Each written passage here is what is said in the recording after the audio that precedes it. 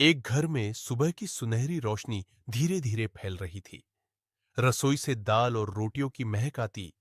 तुलसी का पौधा हरी भरी खिला और चिड़ियों की चहचहाहट कमरे में गूंजती। आज फिर राजीव की तबीयत ठीक नहीं लग रही। कितना बीमार है वह। साक्षी दिन रात अपने पति राजीव की सेवा में लगी रहती थी। राजीव, पानी पी लो। अब दवा का समय है। मैं तुम्हारे लिए हल्का भोजन बना देती हूँ। साक्षी, थक ना जाना, मैं ठीक हूँ। थकान क्या है? जब तक तुम ठीक नहीं हो जाओगे, मैं चैन से नहीं बैठूंगी। 2 दिन तक साक्षी ने लगातार रात दिन मेहनत की। वह बिना थके अपने पति की हर जरूरत का ध्यान रखती रही। उनके लिए पानी लाना, दवा देना, हल्की गर्मी या ठंडी चीजें उपलब्ध कराना और हर छोटी छोटी जरूरत में उनकी मदद करना।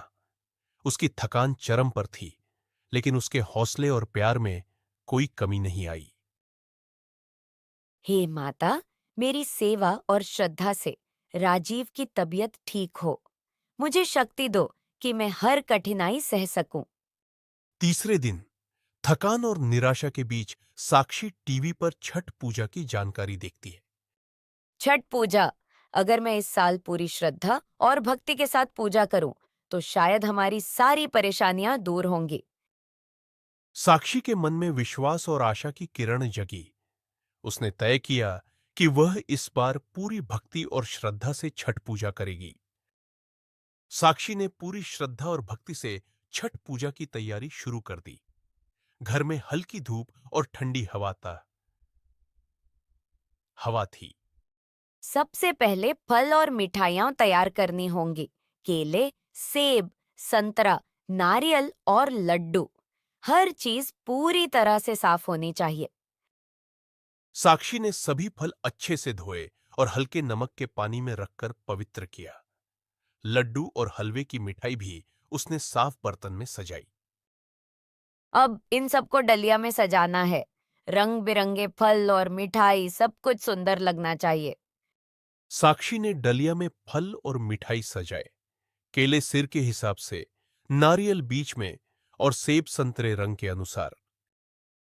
शाम होते ही राजीव डलिया अपने सिर पर रखकर साक्षी के साथ नदी के किनारे गए। वहां कई और लोग भी पूजा कर रहे थे। हल्की ठंडी हवा चल रही थी और पानी की लहरें डलिया को सहला रही थीं। हे माता, हमारी सभी कठिनाइयां दूर करो।